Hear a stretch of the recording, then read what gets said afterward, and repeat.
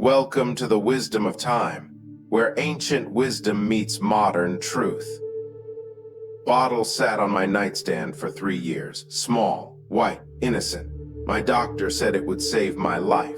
But on the night everything changed, I heard a voice that didn't come from this world. It was gentle yet urgent. A warning I chose to ignore, because who believes in angels anymore? Who trusts whispers in the dark over medical degrees and scientific studies? I thought I was being rational, logical, safe. But what I didn't know was that some medicines heal the body while poisoning the soul. And some warnings, when ignored, lead you exactly where you needed to go all along. What happened next would break me, and then rebuild me completely. My name is Michael.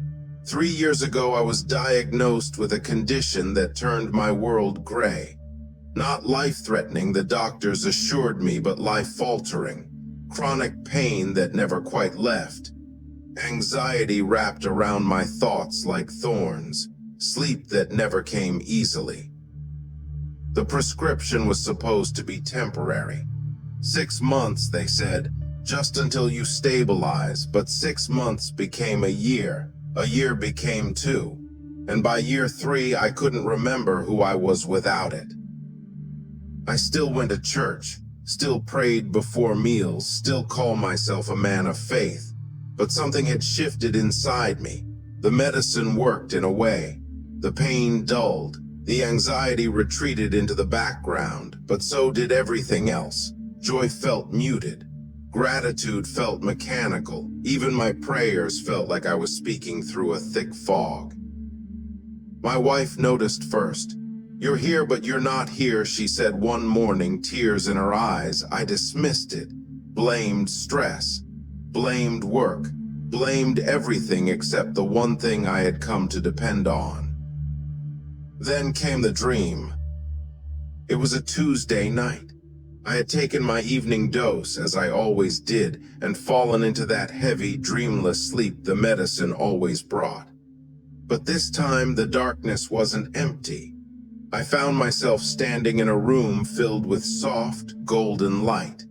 And across from me stood a figure, radiant and calm, with eyes that seemed to see through every wall I had ever built.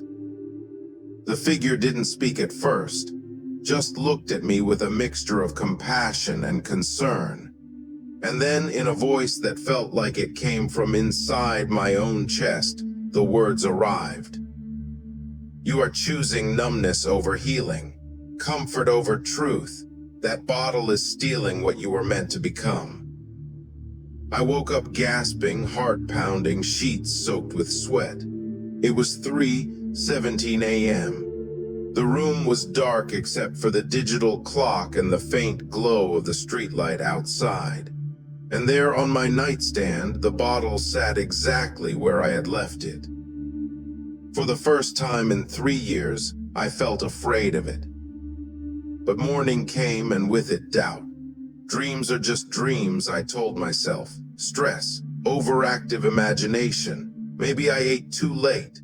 I went about my day as usual, but the unease followed me like a shadow.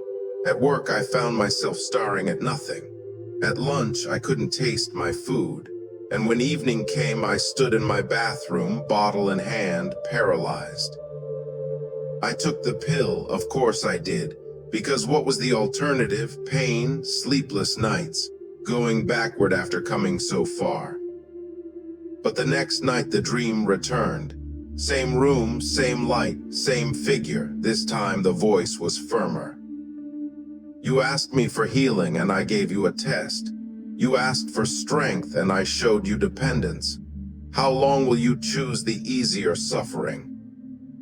I woke up angry, confused. If this were God, if this was some kind of angelic warning, why couldn't it be clearer?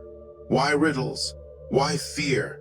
I had prayed for years to feel close to the divine again, and now that something was reaching out, it felt more like judgment than love.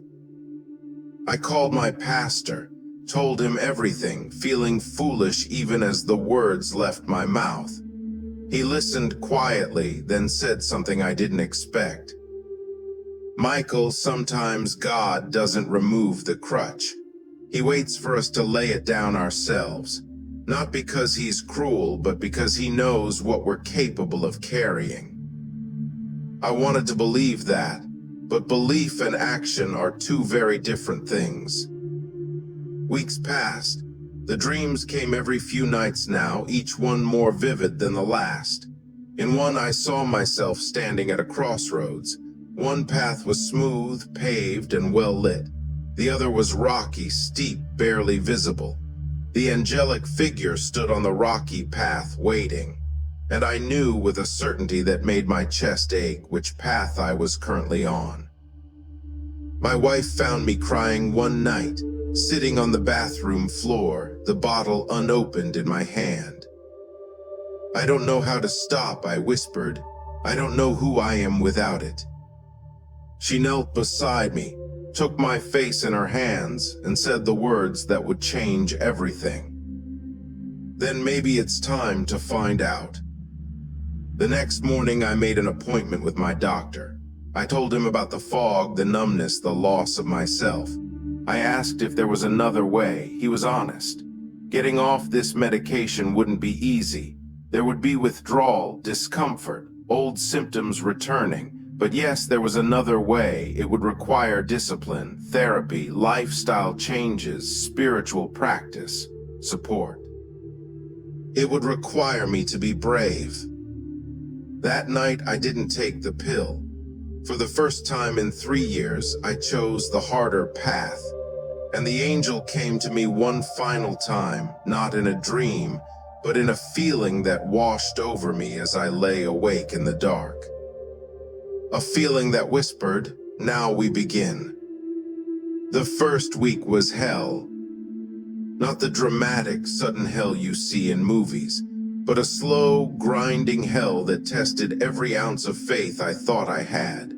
The pain returned, sharper than I remembered. The anxiety clawed its way back into my thoughts. Sleep became a battle I lost more often than I won. But the fog began to lift. On day 4, I laughed at something my son said. Really laughed. The sound shocked me because I couldn't remember the last time joy had felt that real, that unfiltered.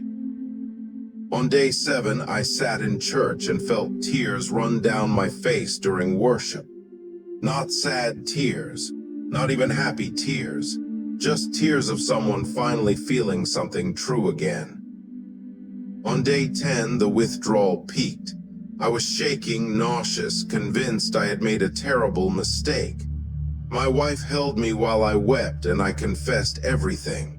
How weak I felt, how scared I was, how part of me wanted to run back to the numbness because at least there I knew what to expect. She didn't try to fix it, she just stayed. And in that moment, on my bedroom floor, broken and raw and terrified, I finally understood what the angel had been trying to tell me. Healing isn't the absence of pain. It's the courage to feel it fully and not let it define you. The medicine had stolen my ability to suffer well, and in doing so, it had stolen my ability to truly live. That night, alone in the darkness, I prayed differently than I ever had before, not asking for the pain to stop, not begging for an easier path, just this. Thank you for not giving up on me. Thank you for the warning I almost ignored. Thank you for loving me enough to let me struggle. Show me who I'm supposed to become on the other side of this. And for the first time in years, I felt an answer. Not in words, not in visions, but in a peace that settled over me like a blanket, even as my body shook with withdrawal. The angel's warning wasn't a threat, it was an invitation. 6 months later, I barely recognized the man I used to be. The pain didn't disappear completely. Some days are still hard, but I've learned to walk with it rather than run from it. I've discovered that discomfort isn't always the enemy. Sometimes it's the teacher. I started therapy, Real therapy where I had to face the things I had been medicating away. Trauma I didn't know I was carrying. Fears I had buried under layers of numbness. Wounds that needed air to heal, not sedation to forget.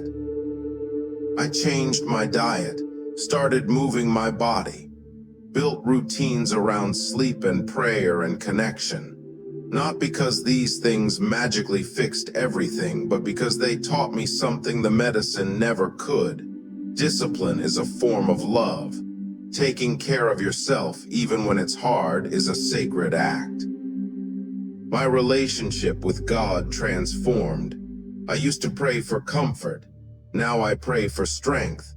I used to ask for easier circumstances. Now I ask for the courage to face whatever comes.